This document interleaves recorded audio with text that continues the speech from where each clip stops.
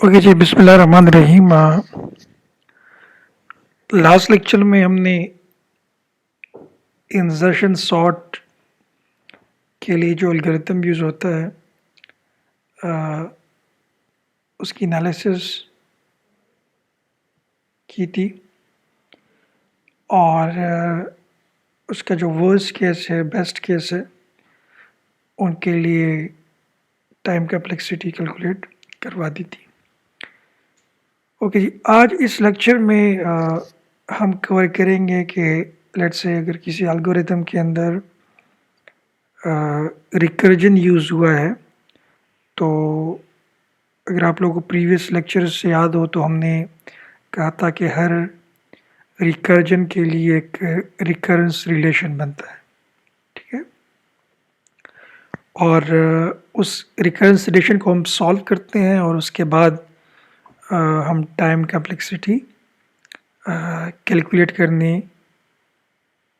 के काबिल हो जाते हैं and then we can express the time complexity using any of the asymptotic notations, ठीक है। तो आज का लेक्चर जो है वो इसी पे बेस्ड है कि अगर आपके पास किसी एल्गोरिथम से रिकरेंस रिलेशन आप डेवलप कर लेते हैं तो फिर वो कौन से मेथड्स हैं जिनसे रिकरेंस रिलेशन को सॉल्व करके टाइम कम्प्लेक्सिटी कैलकुलेट की जाती है। तो वो सारे मेथड्स आज वन बाय वन देखेंगे और कुछ एग्जांपल्स कंसिडर करेंगे। उन एग्जांपल्स को सॉल्व करेंगे और फिर देखेंगे कि इनमें से कौन सा इजी और फ्रेंडली वे है जिसको यूज़ करके हम रिकन्सिलेशन को सॉल्व कर सकते हैं। ओके जी, सो जैसे कि मैं रिस्क कर चुका हूँ कि आज के लेक्चर का जो एजेंडा है वो रिकरेंस रिलेशन को सॉल्व करने के डिफरेंट मेथड्स को हमने एक्सप्लोर करना है। So one of the methods is iteration और सब्स्टिट्यूशन बेस्ड मेथड, ठीक है।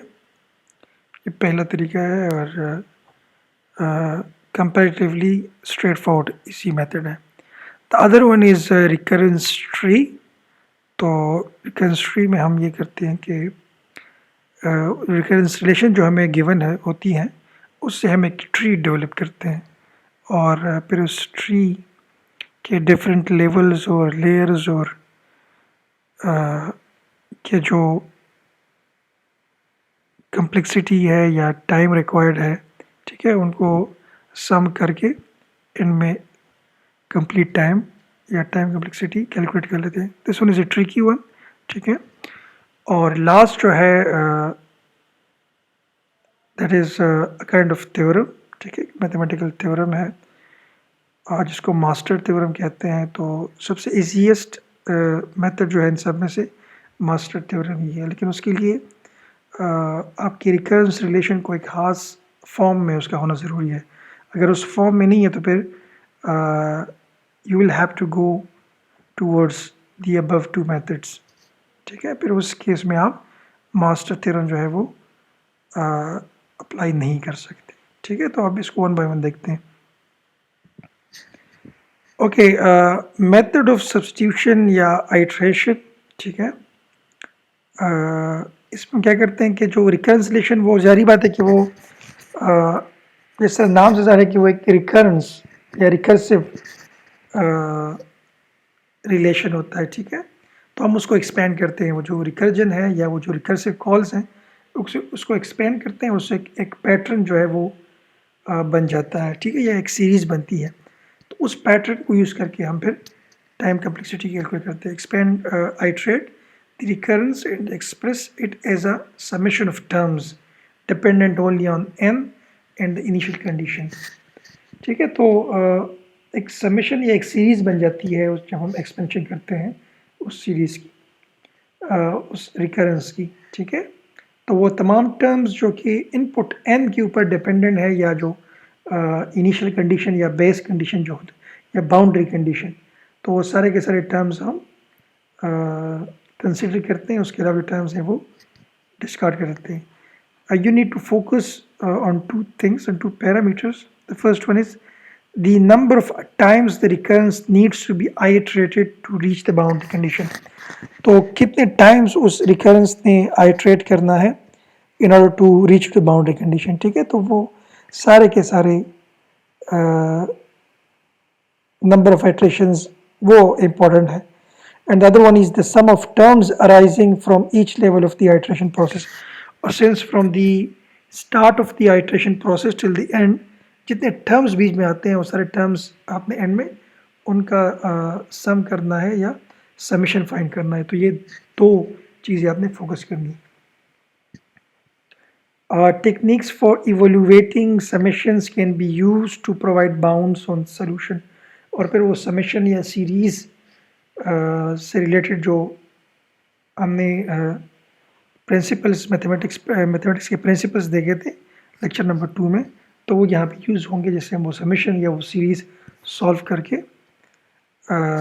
टाइम कम्प्लेक्सिटी कैलकुलेट करेंगे. So here is the first example. ये आपको नज़र आ रहा है कि एक रिकरेंस रिलेशन है. ठीक है, इसका मतलब क्या है तो वो आप लोगों को पहले समझाया भी था, इधर दोबारा समझा देता हूँ कि इसका मतलब है कि हर जो रिकर्सिव कॉल है, ठीक है, जैसे ये हम अभी T1 टाइम 1 में बैठे हैं, ठीक है, और यहाँ पे प्रॉब्लम का साइज़ है n. तो अब जो मैं दूसरा रिकर्सिव कॉल करूँगा, ठीक है, उस रिकर्सिव कॉल में प्रॉब्लम का n-1 पार्ट जाएगा. ठीक है, वो जो 1 पार्ट है वो इधर रह जाएगा, n-1 उसके पास जाएगा. ठीक है, और फिर उस T2 से जो नेक्स्ट कॉल की जाएगी, ठीक है, उसमें प्रॉब्लम का उस जो n T2 को प्रोवाइड किया गया है, ठीक है, T3 के पास उस n का n-1 जाएगा. ठीक है, तो वो एक्चुअली n-2 होगा क्योंकि n-1 इधर हुआ, n-1 उसके बाद तीसरे कॉल पे n-2 जाएगा. इस तरह जो थर्ड है या fourth instance of the function है, ठीक है, वहाँ पे क्या जाएगा n-3. ठीक है, तो बेसिकली वो उसका n-1 होगा क्योंकि उस तक n-2 पहुंचा है और वो जब नेक्स्ट n-1 पास करेगा तो वो n-3 बन जाएगा उस केस में.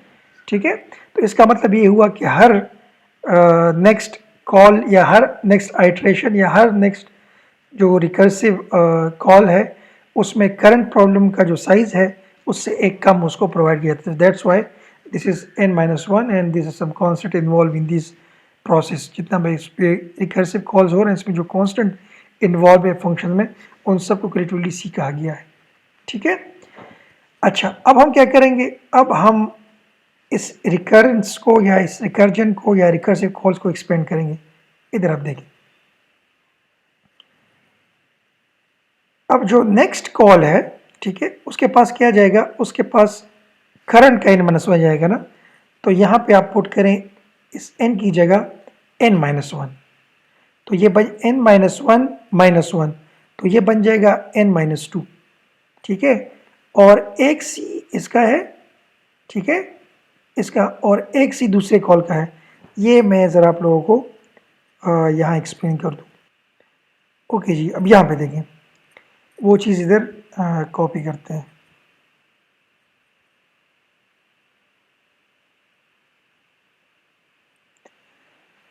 ओके, recurrence relation था T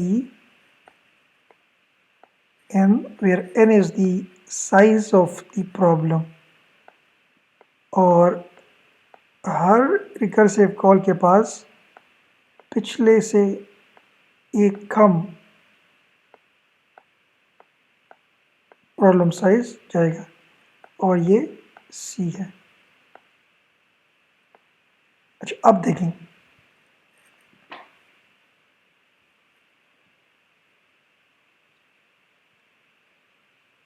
ओके, अब इधर देखें, Tn के लिए तो ये है ना. अब इस Tn का क्या आएगा, इस Tn क्या आएगा, T इधर n-1 है ना,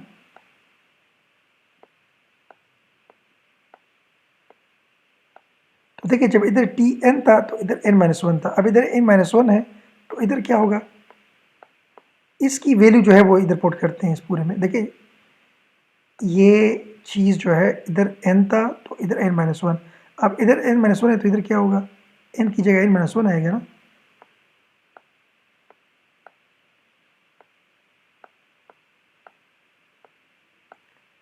इस एन की जगह एन माइनस वन आ गया है और माइनस वन अपनी जगह पे, ठीक है। और ओके, और आगे तो सी ही है, तो इससे बना एन माइनस वन और इधर बन जाएगा टी एन माइनस वन ये माइनस टू प्लस सी। अच्छा, अब ये टी माइनस वन की वैल्यू उठा के हम इधर पुट कर देंगे, तो टी एन और इसकी जगह ये वैल्यू रख देंगे, so that is equal to T N minus two, इसका अपना सी और ये एक सी इधर है तो सी प्लस सी।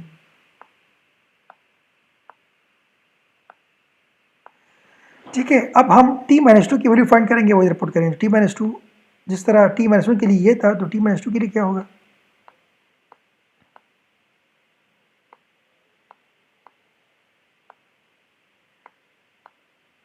तो देखें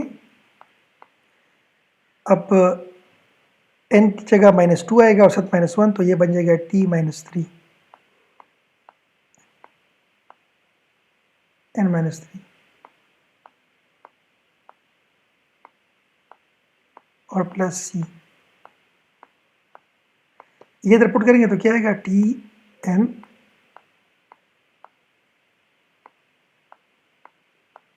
अब टी माइनस टू की जगह अपनी वैल्यू पुट करेंगे, वो टी माइनस थ्री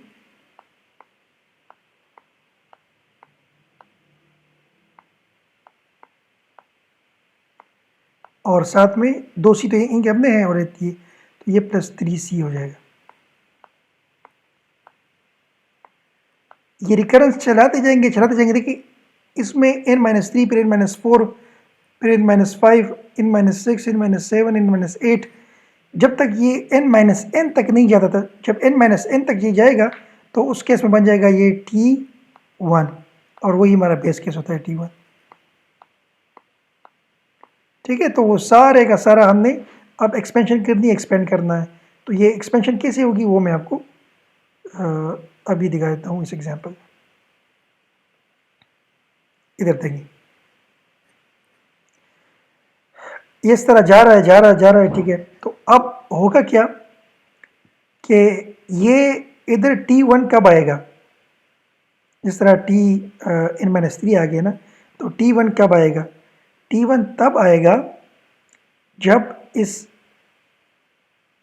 ये जो डिजिट है जो एन में से माइनस हो रहा है इसकी जगह हम एन पुट कर दें। ठीक है, तो एग्जांपल दोबारा देख लें। इधर हमने बेस कंडीशन तक जाना है ना, इस तरह वैल्यू पुट कर जाएंगे एन माइनस टू फिर एन माइनस थ्री फिर एन माइनस फोर, तो हमने जाना है टी वन तक। तो टी वन कब आएगा, जब ये जो डिजिट है जो एन में से माइनस हो रहा है ये बन जाए क्या, ये बन जाए एन माइनस वन। ठीक है, जब ये एन माइनस वन बन जाएगा तब आएगा इधर वन, क्योंकि एन माइनस वन इससे क्या आता है, इससे वन ही आता है। तो जब इस जगह ये जो माइनस वन हो रहा है फिर माइनस टू फिर माइनस थ्री फिर माइनस फोर फिर माइनस फाइव फिर माइनस सिक्स, जब एन माइनस वन होगा तब इधर वन आएगा। ठीक है, तो जब ये एन माइनस वन तक पहुंचेगा तो इधर क्या आएगा, देखें जब इधर थ्री है तो थ्री सी आ रहा है, जब इधर 2 है तो 2c आ रहा है, जब इधर 1 है तो 1c आ रहा है। तो जब इधर n-1 होगा तो इधर क्या आएगा, इधर आएगा n-1c।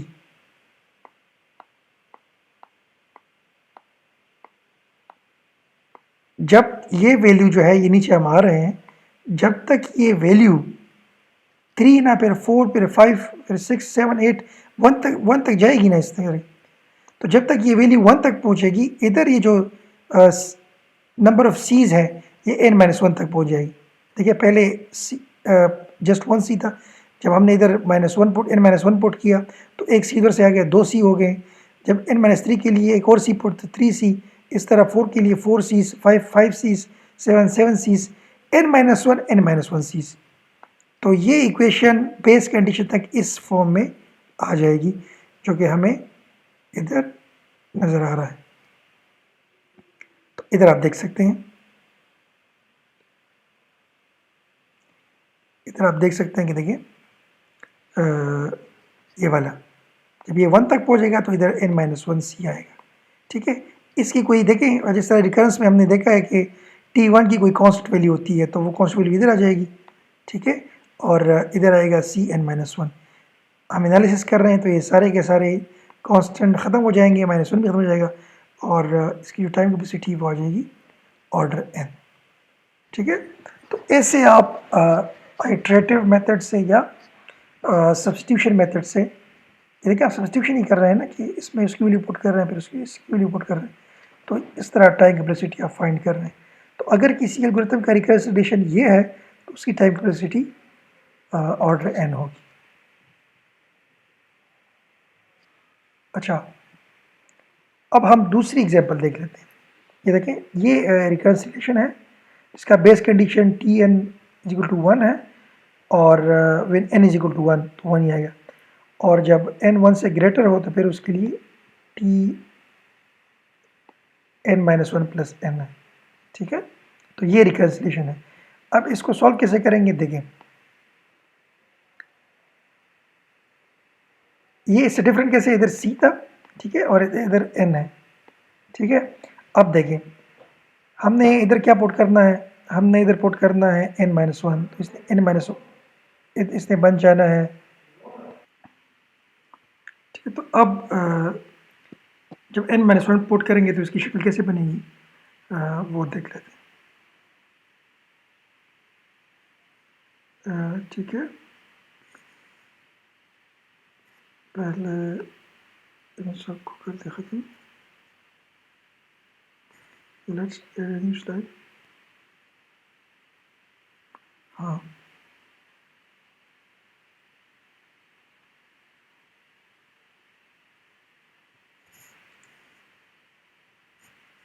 ठीक है, ओके। तो हमारे पास जो इक्वेशन है that is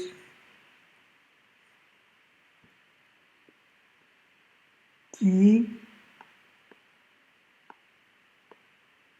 n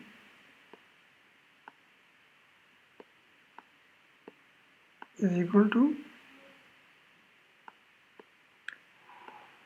T n -1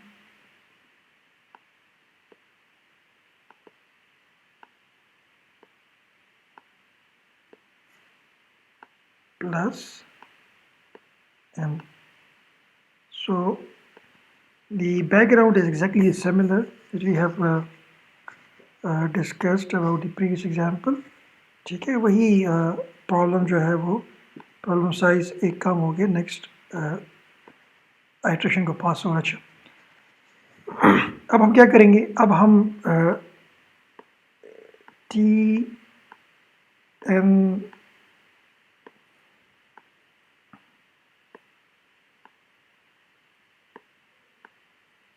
ठीक है, T N is equal to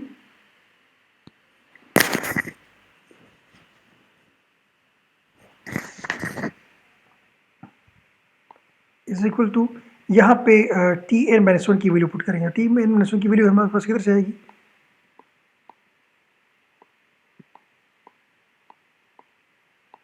इस इक्वेशन में जहाँ जहाँ भी n है वहाँ पे n-1 पुट कर दें आप। तो यहाँ पे t(n-1) आ गया है। यहाँ पे जब n-1 पुट करेंगे तो ये -1 ये भी साथ में ऐड हो जाएगा, तो t(n-2) हो जाएगा।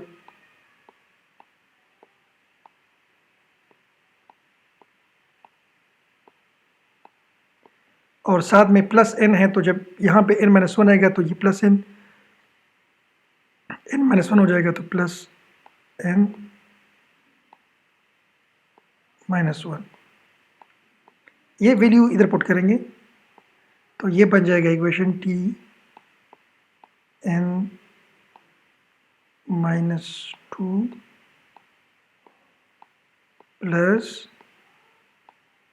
2n, क्योंकि ये एक n ये है और एक ये वाला हो जाएगा -1।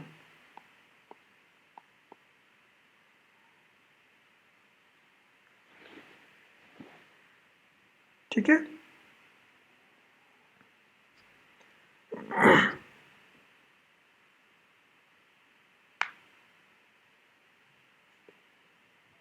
ओके,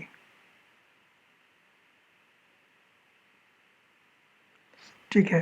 अब हम देखते हैं कि t(n-2) की वैल्यू यहाँ पुट करेंगे तो क्या आएगा, तो ये से बन जाएगा t(n) और यहाँ पे आएगा t(n-3) प्लस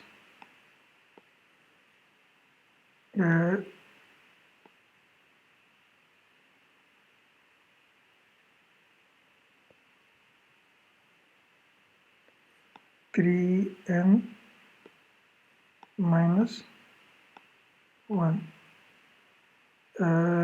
ओके, इधर भी अच्छा देखते हैं, एक मिनट ये पुट करते हैं ना। ओके, इस पर काम करते हैं, इसको ऐसे लिखते हैं ताकि हमें समझने में आसानी हो।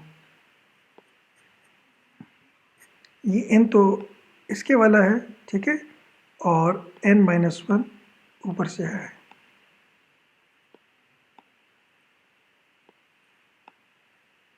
ठीक है। और सिमिलरली इन दिस केस ये n इसका था प्लस n-1 पिछले वाले का था, ठीक है, और n-2 यहाँ से आएगा।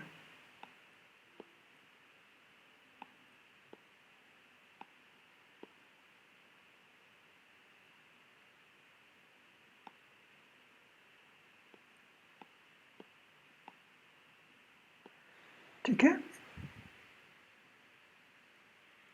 और सिमिलरली t(n-4)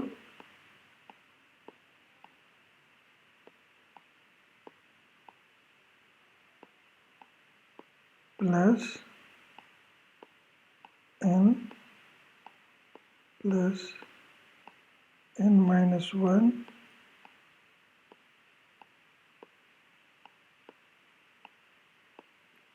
प्लस n-2 और इधर आएगा प्लस n-,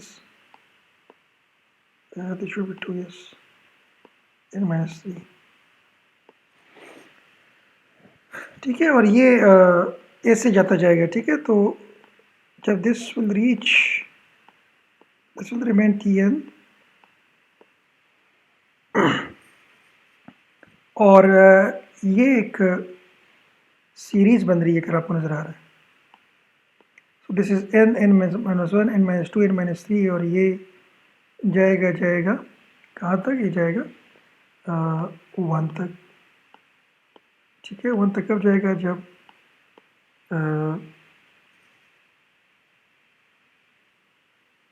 तो हमने यहाँ पे लेके आना है t1, तो t1 कब आएगा? t1 आएगा जब यहाँ पे ये 4 की जगह ये जाते जाते हमारे पास आ जाए n-1। तो आप देख सकते हैं कि हाँ n-1, yes, this should be minus. ठीक है, अब आप देख सकते हैं कि अब ये और ये आपस में कैंसिल हो जाएंगे और माइनस माइनस प्लस हो जाएगा, तो ये t1 आ जाएगा इधर। ठीक है, और इधर क्या होगा? इधर होगा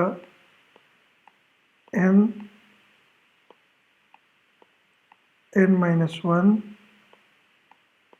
ठीक है, जाते जाते जाते जाते जाते जब इधर वैल्यू n-1 है, इधर n-4 है, तो n पे क्या माइनस हो रहा है? n-3 ना। तो जब यहाँ वैल्यू n-1 है, n से n-1 माइनस हो रहा है, तो यहाँ पे n पे क्या होगा? प्लस, यहाँ पे होगा n माइनस। देखें यहाँ पे जब 4 है तो एंड पे n-3 आ रहा है, तो यहाँ पे जब n-1 होगा, ठीक है, तो इससे कम एंड पे आएगा ना, तो यहाँ पे n-1 से एक कम क्या है? n-2।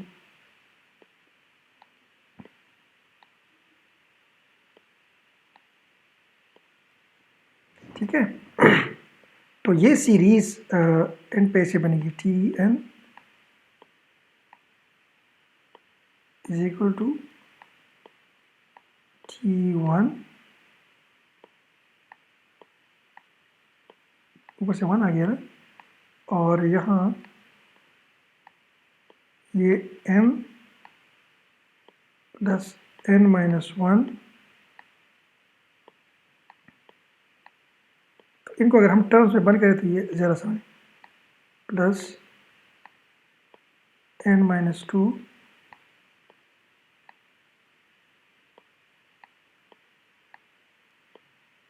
प्लस n-3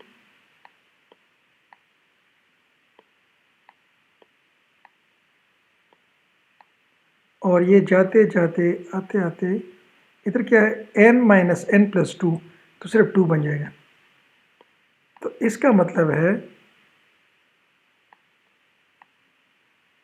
कि जब यहाँ 2 है, तो जब यहाँ देर n-2 है, तो यहाँ n से कम हो रहा है। इसका मतलब है कि ये एक ज़्यादा है और ये इससे कम है, तो इधर अगर 2 है तो इधर 3 होगा, ऐसे आगे 4 होगा। इसका मतलब है कि ये सीरीज जो है ये 2 से शुरू होके एक एक डिक्रीमेंट होके n तक पहुंच रहा है। So this is a series. यहाँ पे तो 1 आ गया है और कंडीशन में ऊपर गिवन है कि this is equal to what? This is equal to 1, ऊपर गिवन है। एग्जांपल जो यहाँ पे आप देख सकते हैं कि बिल्कुल टॉप लाइन जो है, एग्जांपल दूसरे एग्जांपल में टॉप लाइन क्या है? Tn 1 होगा जब n इज इक्वल टू 1 है, और 1 से जब ग्रेटर है तो फिर ये रिकर्शन है। तो यहाँ पे T1 है तो इसकी वैल्यू आएगी 1। ठीक है, तो value of this should be 1। अब हम देखते हैं कि सीरीज कैसे बनती है। अब आप देख सकते हैं यहाँ पे कि ये सीरीज कुछ ऐसे बनी, इधर से 1 आ गया है। ठीक है, और अगर हम इसको इस साइड से लिखते तो ये होगा 1 + 2 + 3 + 4 और आगे जाते जाते जाते प्लस n-1 और प्लस एंड पे n। तो ये सीरीज़ हमने, अगर आप लेक्चर नंबर 2 में जाए और मैथमेटिकल प्रिंसिपल्स देखें तो वहाँ पे इस तरह की सीरीज इक्वल होती है n2 n-1 डिवाइड बाय 2।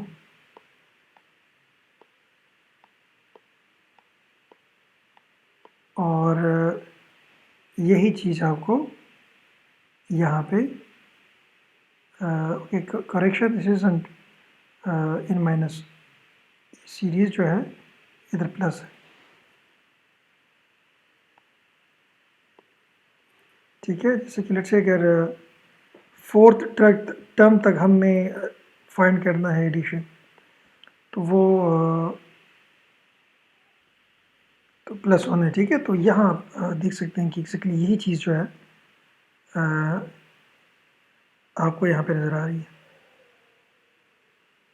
ठीक है। So this is the final output of this series. और इसको जब आप मल्टीप्लाई करते आएगा n² + n डिवाइड बाई 2, बाकी सारे टर्म हटा के n² is the higher order term, तो इसकी जो टाइम वेलोसिटी है वो ऑर्डर n² हो जाएगी। सो ये ऐसे ही आप सब्स्टिट्यूशन या आइटरेटिव मेथड को यूज़ करके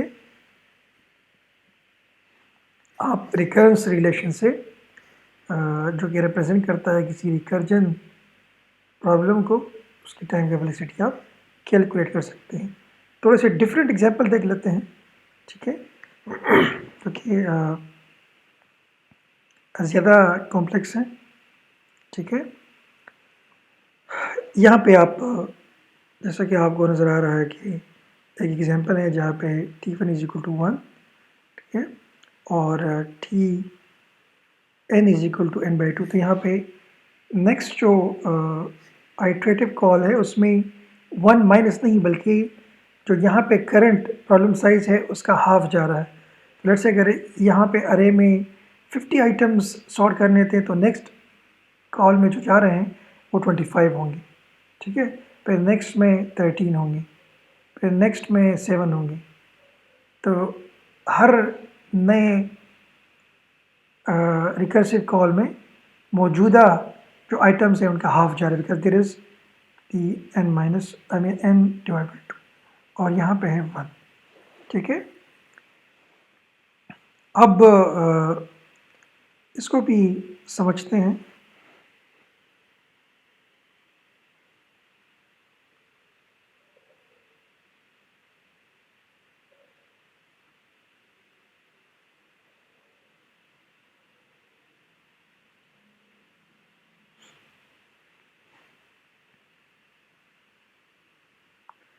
इधर देखिए,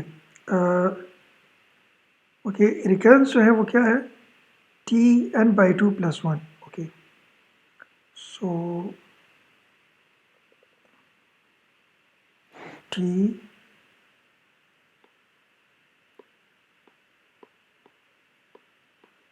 n = Tn/2 + 1। यहाँ पे हम n/2 की वैल्यू पुट करें Tn/2 की, तो देखें Tn, और जब इसी इक्वेशन में n की जगह n/2 पुट करेंगे तो ये हो जाएगा Tn/4, और +1 इसका है, एक उसका आएगा, तो ये बन जाएगा +2। अब यहाँ पे n/4 की वैल्यू पुट करेंगे तो Tn विल बिकम, इस इक्वेशन में ना, तो n/4 जब पुट करेंगे तो ये आएगा n/8।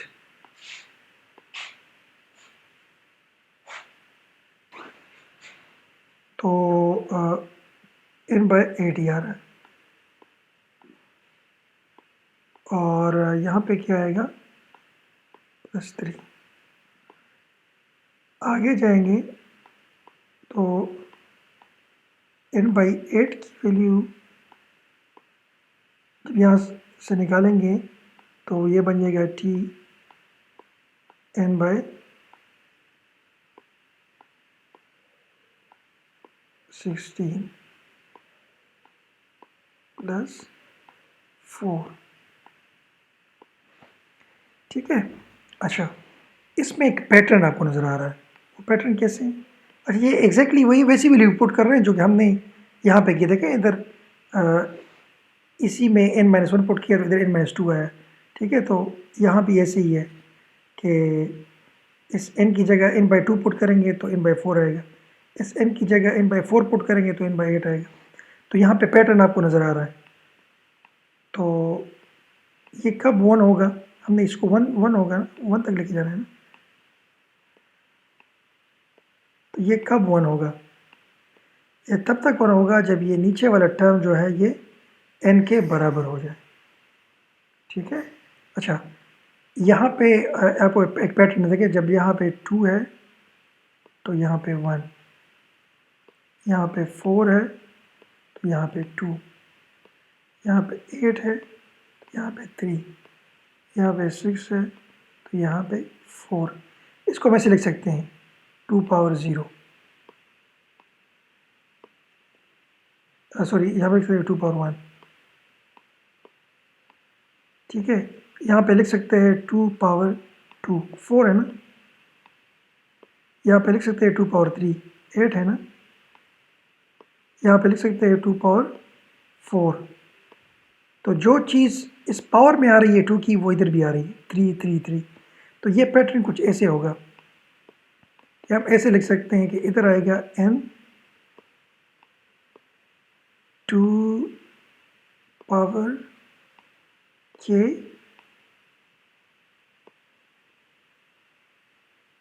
ठीक है, सॉरी 2 पावर k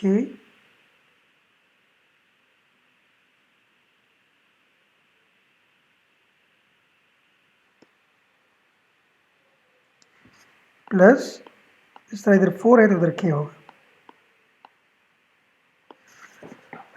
ओके। अच्छा, इधर 1 कब होगा, जब ये 2 पावर k n के इक्वल हो जाए। तो 2 पावर k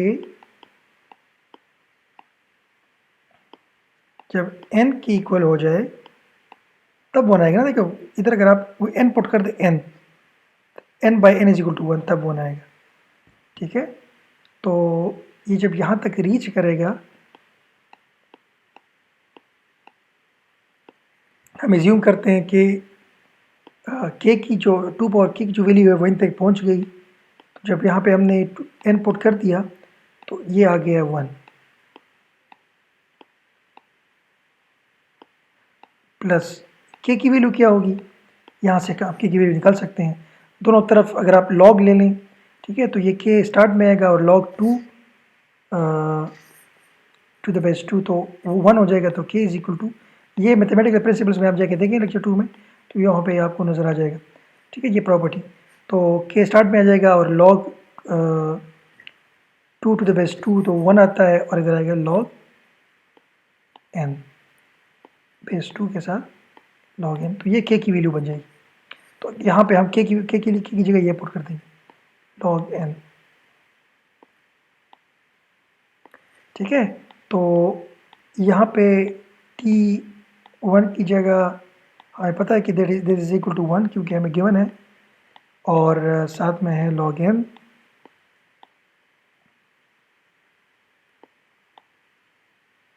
ठीक है। तो 1 इग्नोर क्योंकि कांस्टेंट, और इसका जो टाइम है वो बन जाएगा ऑर्डर log n, और यही आपको नज़र आ रहा है जो कि यहाँ पे गिवन, ओके। अब दूसरी की चौथी एग्जांपल देख लेते हैं। ये आपको नज़र आ रहा है कि ये एक रिकरेंस रिलेशन है, t1 के लिए 0 है, और अगर n 1 से ज़्यादा हो तो फिर उसके लिए ये रिकरेंस रिलेशन है, ठीक है। इसको भी वैसे ही सॉल्व करते हैं और देखते हैं कि यहाँ पे क्या हो रहा है, ओके।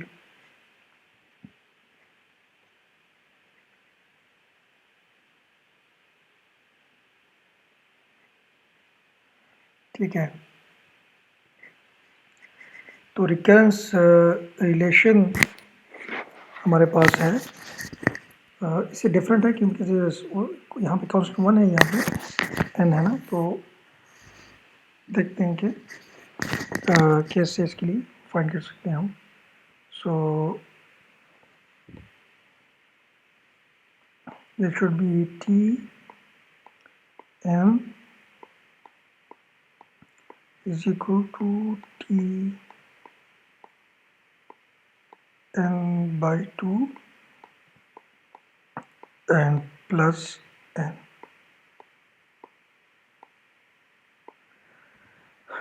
ठीक है, तो टी एन की वैल्यू यहाँ पुट करेंगे तो क्या वैल्यू आएगी, ये एग्जैक्टली ऐसे वजह से हमने पिछले एग्जांपल्स देखी हैं। ठीक है, तो यहाँ पे आ जाएगा, जब n बाई 2 पुट करेंगे तो ये हो जाएगा टी n बाई 4 और यहाँ से आएगा n। ठीक है, और n बाई 2 पुट किया है उसमें तो यहाँ पे आएगा n बाई 2। नेक्स्ट में n बाई 4 की वैल्यू जब फाइंड करेंगे तो यहाँ पे आ जाएगा n बाई 8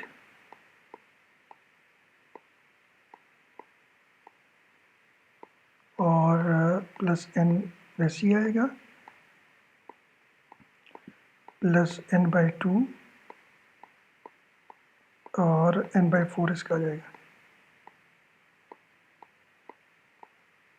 ठीक है, और जो हम 8 की वैल्यू फाइंड करेंगे n बाई 8 की, इधर पुट करेंगे तो ये इक्वेशन कुछ ऐसे बन जाएगा,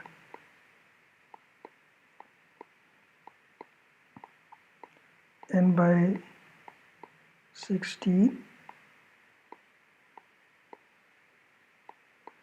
plus n plus n by 2 plus n by 4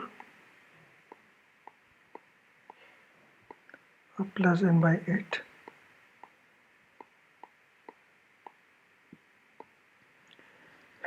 ठीक है, ओके, ये ऐसे चलता जाएगा n पे।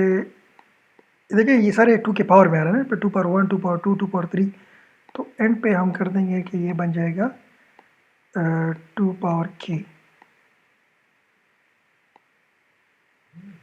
ठीक है, और यहाँ पे क्या आ रहा है, यहाँ पे n प्लस n बाई 2 इस तरह plus n by 8 4 sorry and then n by 8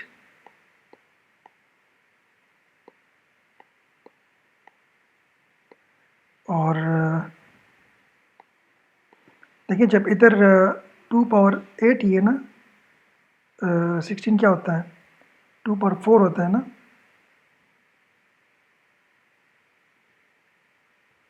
तो यहाँ पे आप देख सकते हैं कि जब यहाँ पे 2 पावर 3 होता है तो ये वाला 2 पावर 2 तक जाता है, 2 पावर 2 इज़ 4। जब यहाँ ये 2 पावर 4 है तो ये 2 पावर 3 है। इस तरह जब यहाँ पे 2 पावर k है तो लास्ट टर्म जो होगा वो होगा n divide by 2 power k। ठीक है, एंड k माइनस 1। अच्छा, अब अगर हम ये देख लें, ठीक है, तो अब हम इसको ऐसे भी उल्टा भी लिख सकते हैं ना,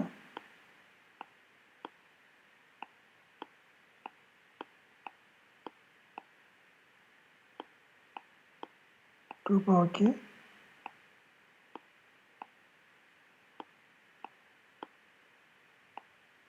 और यहाँ से देखिए ये वैल्यू कब होना होगी, जब 2 पावर के की वैल्यू n की इक्वल हो जाएगी।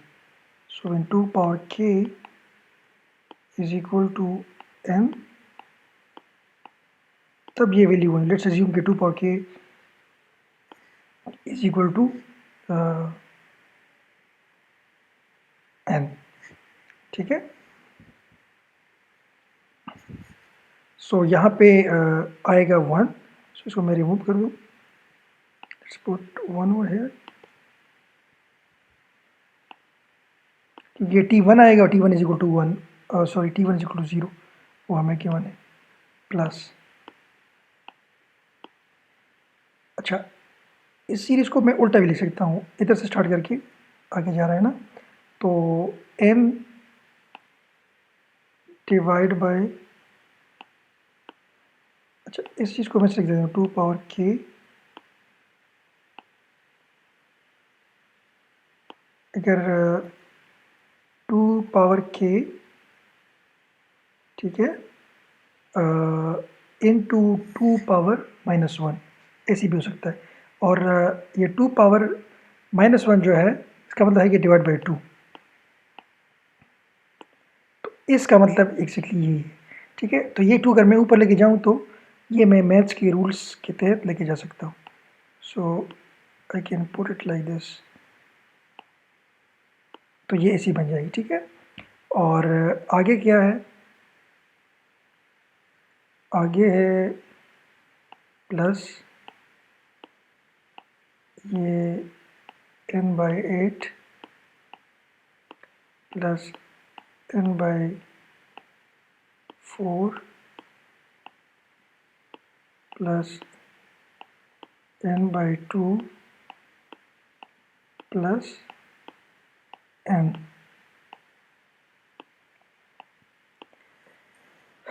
ठीक है। ओके ओके, तो अब इसमें आपको एग्जांपल देता हूँ, फिर ये समझ आसानी ईजी हो जाएगा। लेट्स से दस n, ये n जो है ये 16 है, तो n/2 क्या होगा, 8।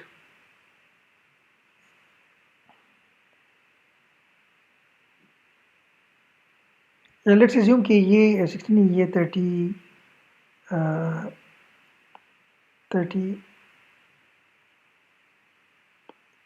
है। जब ये 32 होगा तो n/2 हो जाएगा 16, n/4 हो जाएगा 8, ठीक है। और n/8 हो जाएगा 4। ये जाते जाते 2 से कम नहीं होगा, क्योंकि 32 divide by 2 is 16, 32 divided by 4 is this, 32 divided by 8 is 4, 32 divided by 16 is 2, and 32 divided by 32 is equal to 1, तो ये 1 तक ही जा सकता है, ठीक है।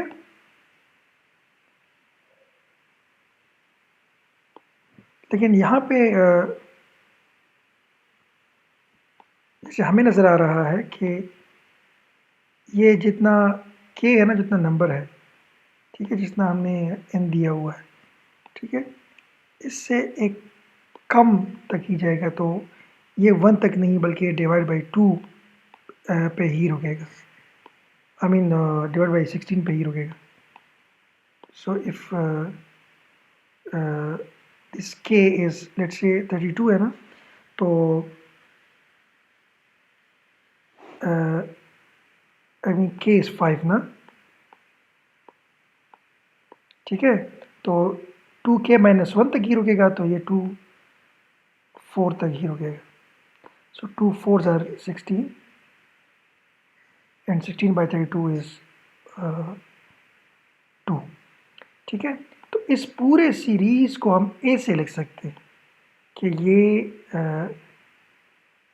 देखिए k-1 है ना, तो k-1 इस मीन्स के अगर 2 पावर k से 32 आ रहा है, तो 2 पावर k-1 तक जाएगा, that is 2 power 4 that is 16। तो इस सीरीज को हम ऐसे लिख सकते हैं 2 प्लस ऐसे 4 प्लस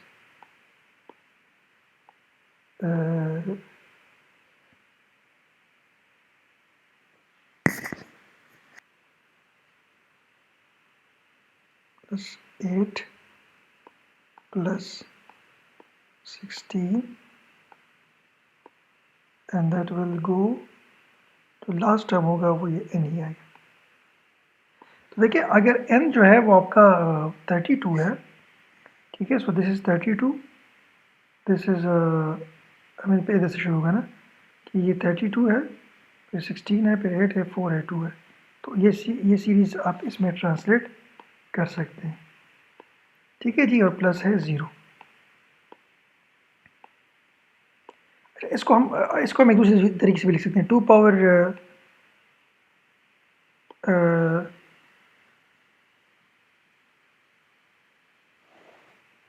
0 तो 0 पे आएगा, यहाँ पे क्या आएगा, यहाँ पे आएगा 2 power 1 plus 2 power 2 plus 2 power 3 plus 2 power 4। ठीक है।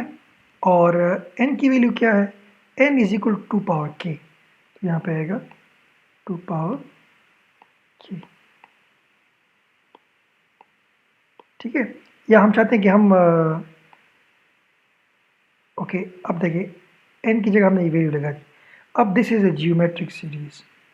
ठीक है। तो जियोमेट्रिक सीरीज़ में क्या होता है कि यहाँ अगर हमें थोड़ी सी जगह मिल जाए,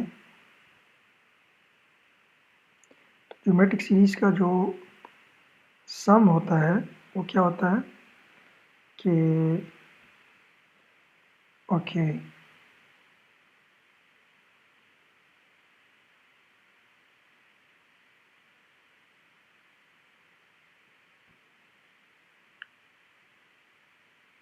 नो, ये जियोमेट्रिक सीरीज़ नहीं है।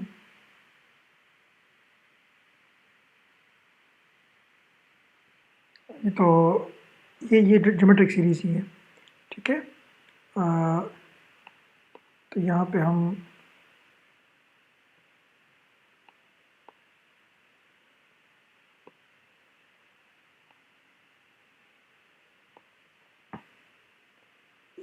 ये देख सकते हैं कि दिस इज ज्योमेट्रिक सीरीज़ 2 4 8, क्योंकि ज्योमेट्रिक सीरीज़ में डिफरेंस एक जैसे होता है 2 कंसेक्यूटिव टर्म्स का। सो 8 डिफरेंस नहीं, ratio 8 divide by 4 is 2, 16 divide by 8 is 2, 4 divide by 2 is 2। ठीक है। और लास्ट जो टर्म है वो कौन सा टर्म है, वो एन टर्म है। ठीक है। तो ये करने की ज़रूरत नहीं है। तो ज्योमेट्रिक सीरीज़ को सम कैसे करते हैं, ज्योमेट्रिक सीरीज़ को हम ऐसे करते हैं कि first term, so this 2 is a first term. ठीक है। तो ये लिख देंगे फर्स्ट टर्म 2 और मल्टीप्लाई, रेशो क्या है, ratio is 2 and then 2 power n जो लास्ट टर्म है -1। ठीक है। और डिवाइड बाय रेशो -1।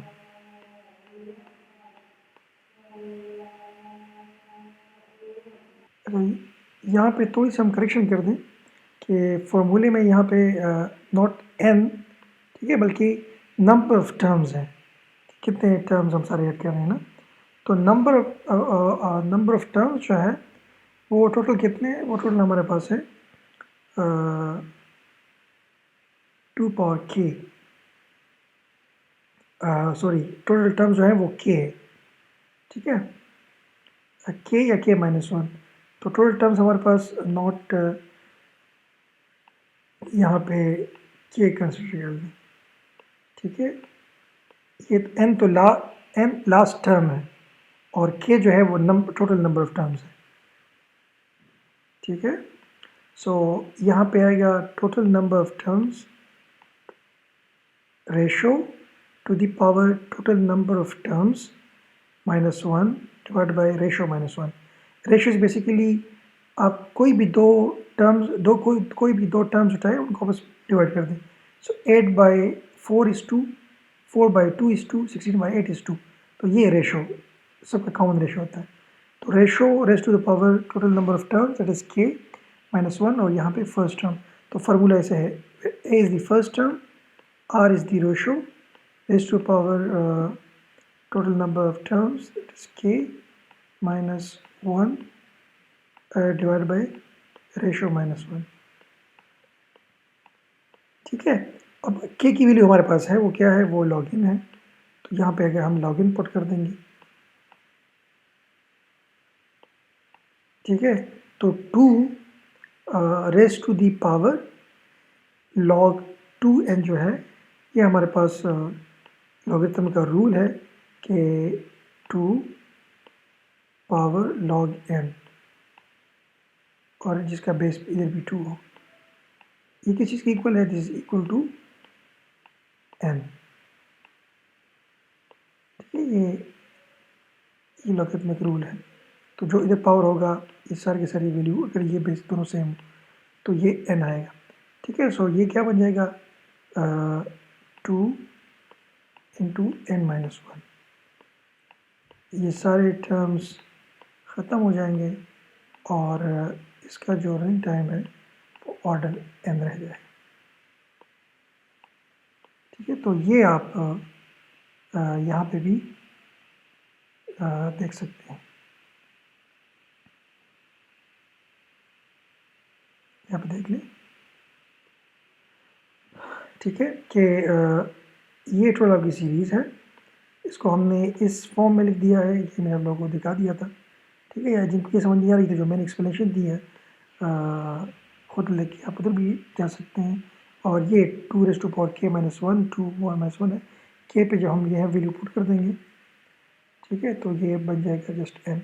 सो इसकी जो टाइम कम्प्लेक्सिटी है वो क्या है, वो ऑर्डर n है। ठीक है, तो इसके बाद ये दो एग्जांपल्स देख लेंगे।